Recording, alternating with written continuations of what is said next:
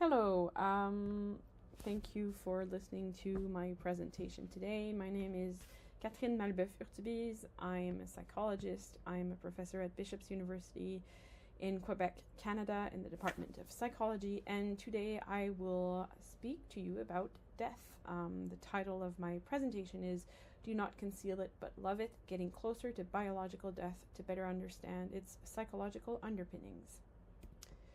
So, as I'm certain you all know already, death has been a topic of fascination, questioning, and fear in psychology, philosophy, medicine, research for decades and centuries already. And what we do see is that in the general population, talking about death elicits strong reactions, oftentimes reactions of fear. And so talking openly about death is frowned upon. Now, our own research team, so I'm the principal investigator, but I don't work alone. We actually work on the topic of how to talk about death with kids. How do we approach the topic of death? We study their understandings of death, their representations of death, and the clinical interventions or practices that can allow us to explore death with children in clinical settings, but also in schools, so in educational settings. And so the works of art you're going to see today through my presentation are actually works of art that were completed by children in elementary school in our various projects.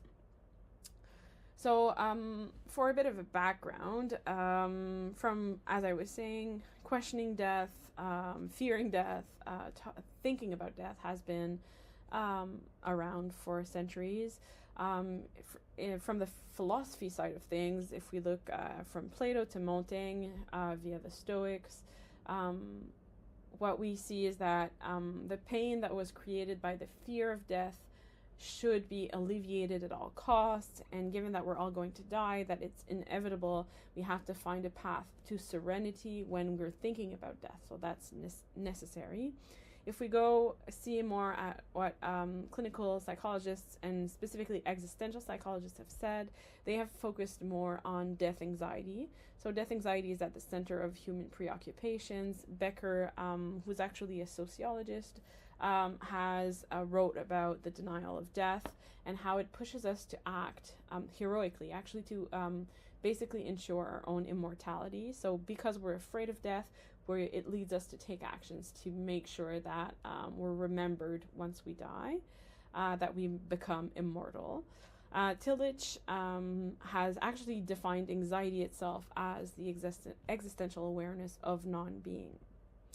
And what we've seen in response to this rise in death anxiety in Western societies, and most specifically in the recent decades, is that gradually speaking, death has been hidden away, but steadily, right? So, for example, in morgues are now in the basement of hospitals to make sure that we don't see them. People no longer die at home or exposed in their homes as well.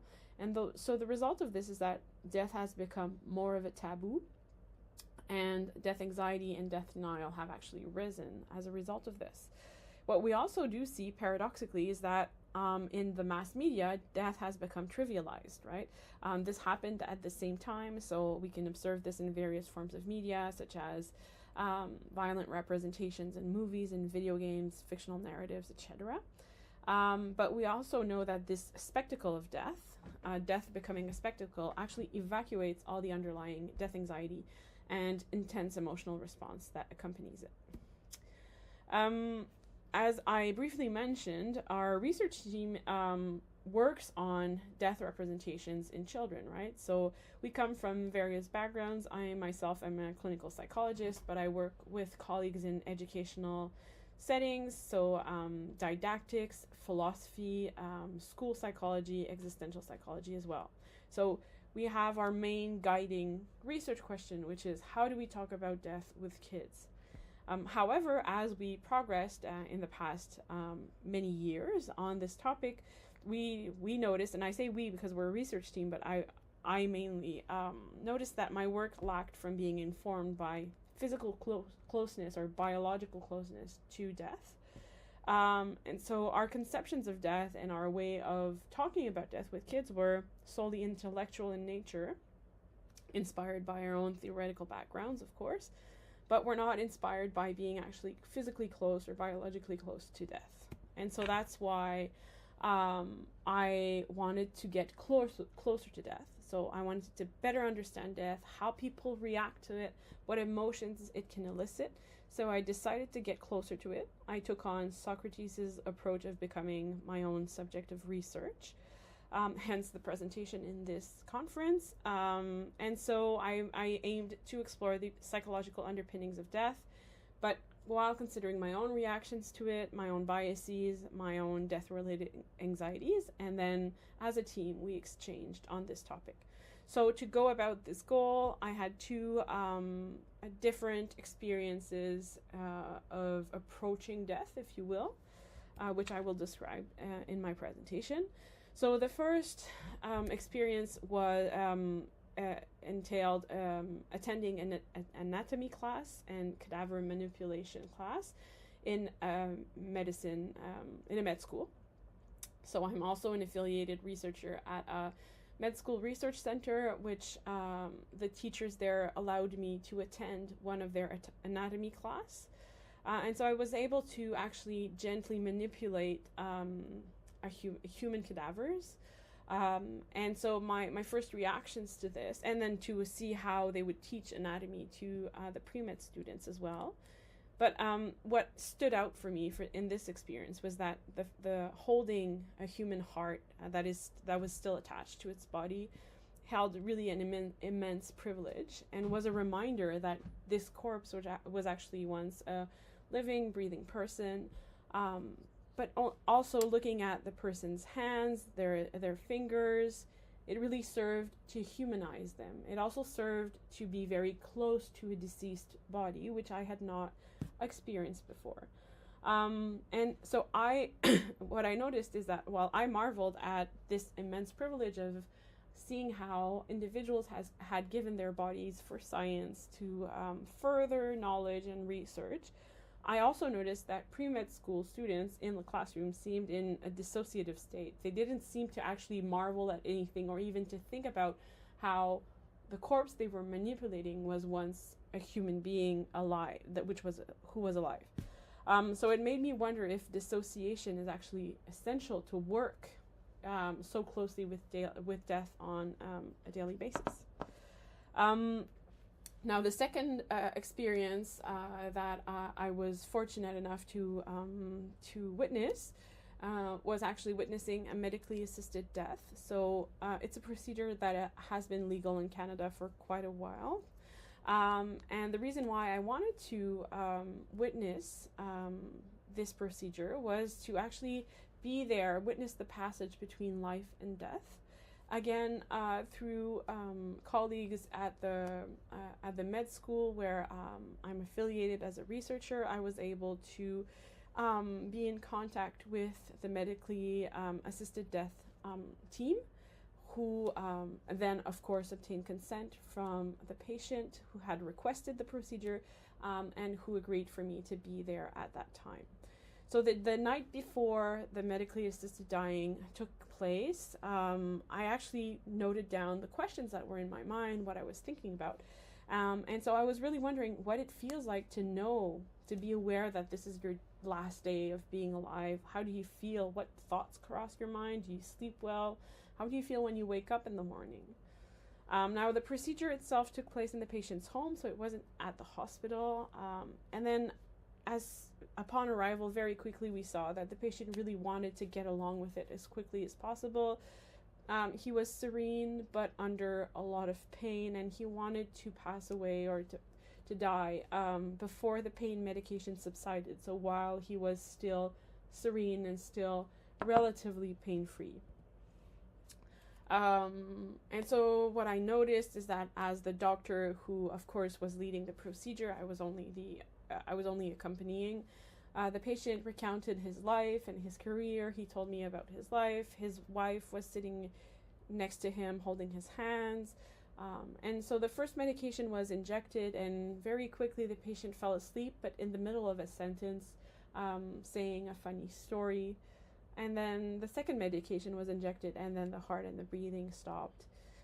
His wife was calmed, and she was quite moved by the fact that the passing away part was serene, that her husband had fallen asleep in the middle of a sentence and of an anecdote, especially having endured significant pain in the past few months and years, which she told us about. And then physically speaking, I also wanted to observe the cadaver. So once the patient had died, his skin quickly became pale, and then his lips blew, and then 30 minutes later, before we left his house, his face was now gray and his hands had become purple. Now this made me think, well, first of all, this was an immense privilege once again to be there, to see the passing between life and death.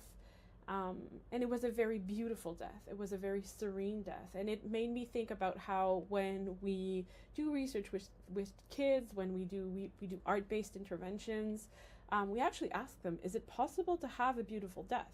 And this setting, this patient passing away, confirmed to me that it was indeed possible.